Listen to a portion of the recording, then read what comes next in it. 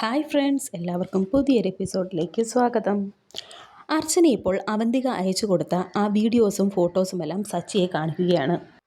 ഇത് ഞാൻ കാണുമെന്ന് വിചാരിച്ചില്ലല്ലേ എന്ന് പറഞ്ഞ് ആ ഫോൺ എടുത്ത് വലിച്ചെറിയുകയാണ് അർച്ചന. എന്നിട്ട് സച്ചിയോട് പറയുന്നുണ്ട്, ചതിയനാണ് നിങ്ങൾ, ചതിയൻ. ഇനിയൊരക്ഷരം മിണ്ടിയാൽ ഞാൻ എല്ലാവരെയും വിളിച്ചു കൂട്ടി ബഹളമുണ്ടാക്കി ഞാൻ എല്ലാവരോടും എല്ലാ കാര്യങ്ങളും പറയും. അത് വേണ്ടെന്നുണ്ടെങ്കിൽ ഈ മുറിയിൽ നിന്ന് ഇപ്പോൾ ഇറങ്ങിപ്പോകാൻ എന്ന് വീണ്ടും പറയുകയാണ് അർച്ചന.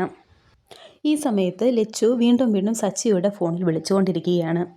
അവളായിരിക്കും വിളിക്കുന്നത്, എടുത്തിട്ട് എങ്ങോട്ടാ വരേണ്ടതെന്ന് ചോദിക്കും എന്ന് അർച്ചന പറയുമ്പോൾ ഫോണും എടുത്തുകൊണ്ട് പുറത്തേക്ക് പോവുകയാണ് സച്ചി. ശേഷം ടെറസിൻ്റെ മുകളിൽ കയറി നിന്ന് സച്ചി ലക്ഷ്മിയെ തിരിച്ചങ്ങോട്ട് വിളിക്കുന്നു. ലച്ചുവിൻ്റെ ഫോൺ സ്വിച്ച് ഓഫ് ആണ്. ഇനി ലച്ചുവിനെ വിളിക്കാൻ സാധിക്കില്ല. വല്ലാത്ത ടെൻഷനിലാണ് ഇപ്പോൾ സച്ചി. കാരണം അർച്ചന പറഞ്ഞ ഓരോ കാര്യങ്ങളും ഓർത്ത് ടെൻഷൻ അടിച്ചിരിക്കുകയാണ്. നശിച്ചു, എൻ്റെ ജീവിതം പോയി. ആ ഫോട്ടോസും വീഡിയോസും ആരാണ് അർച്ചനയ്ക്ക് അയച്ചു കൊടുത്തത്? ലക്ഷ്മിയെ വിളിച്ച് എല്ലാ സത്യങ്ങളും അർച്ചനയോട് പറയാമെന്ന് വിചാരിച്ചാൽ ലക്ഷ്മിയാണെങ്കിൽ ഫോണും എടുക്കുന്നില്ലല്ലോ. ലക്ഷ്മി അല്ലാതെ അത് വേറെ ആര് പറഞ്ഞാലും അർച്ചന വിശ്വസിക്കില്ല എന്നൊക്കെ സച്ചി മനസ്സിൽ വിചാരിച്ചിട്ട് ലച്ചുവിനെ വീണ്ടും ഫോൺ ചെയ്യുന്നുണ്ട്. എന്നാൽ ഫോണിൽ കിട്ടുന്നില്ല. ഇനി ഒരു വഴിയേ ഉള്ളൂ. എന്തും വരട്ടെ എന്ന് കരുതി അർച്ചനയോട് എല്ലാ കാര്യങ്ങളും തുറന്നു പറയാം. അവൾ ക്ഷമിക്കുന്നെങ്കിൽ ക്ഷമിക്കട്ടെ, ഇല്ലെങ്കിൽ എല്ലാം തകരട്ടെ എന്ന് സച്ചി മനസ്സിൽ വിചാരിക്കുന്നു. ശേഷം ഇപ്പോൾ അർച്ചനയാണ് കാണിക്കുന്നത്. അർച്ചന ഇപ്പോൾ മുറിയിലിരുന്ന് ഒരു പേപ്പറിൽ എന്തോ എഴുതുകയാണ്. എഴുതുന്നത് ഇങ്ങനെയാണ്: എനിക്ക് ഈ ജീവിതം മടുത്തു. ഈ ഒരു അവസ്ഥയിൽ എനിക്കിനി മുന്നോട്ട് പോകാൻ കഴിയില്ല. ഞാൻ എൻ്റെ ജീവിതം അവസാനിപ്പിക്കുകയാണ്. കരഞ്ഞുകൊണ്ടാണ് അർച്ചന ഇതെല്ലാം എഴുതുന്നത്. ഞാൻ ആരെയും കുറ്റപ്പെടുത്തുന്നില്ല. സച്ചിയേട്ടൻ എന്നെ ചതിച്ചു. അതെനിക്ക് സഹിക്കാൻ കഴിയുന്നില്ല. സച്ചിയേട്ടൻ്റെ സന്തോഷത്തിന് വേണ്ടി എന്നെക്കൊണ്ട് കഴിയാവുന്നതെല്ലാം ഞാൻ ചെയ്തു. എല്ലാവരും എന്നോട് ക്ഷമിക്കണം. എൻ്റെ കുഞ്ഞിനെ ഞാൻ കൊണ്ടുപോവുകയാണ്. അവളെ ഒറ്റയ്ക്കാക്കിയിട്ട് പോകാൻ എനിക്ക് കഴിയില്ല. എൻ്റെ ആത്മഹത്യയ്ക്ക് ഞാൻ മാത്രമാണ് ഉത്തരവാദി.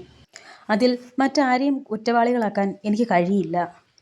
സച്ചിയേട്ടൻ സന്തോഷമായി കഴിയട്ടെ.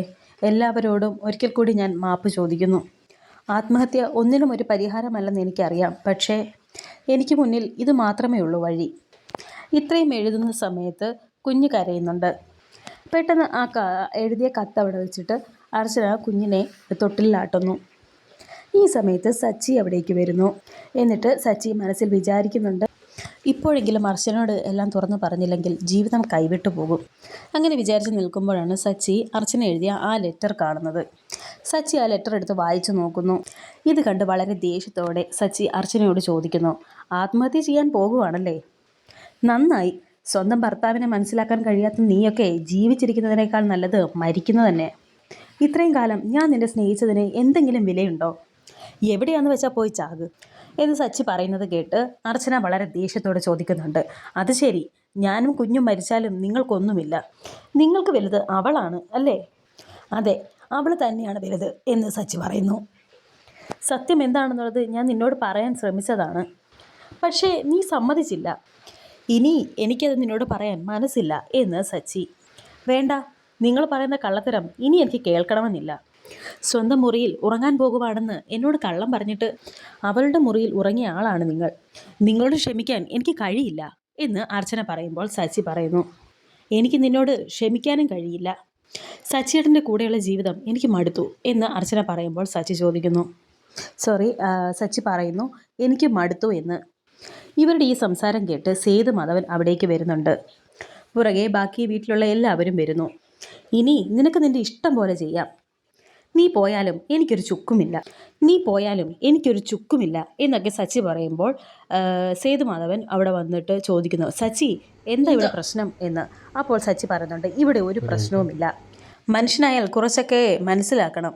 ഒരാൾക്ക് എന്തെങ്കിലും പറയാനുണ്ടെങ്കിൽ അത് കേൾക്കാനുള്ള മനസ്സുണ്ടാകണം എന്നൊക്കെ സച്ചി പറയുന്നത് കേട്ട് അർച്ചന ചോദിക്കുന്നുണ്ട്, എന്താ ഞാൻ കേൾക്കേണ്ടത്?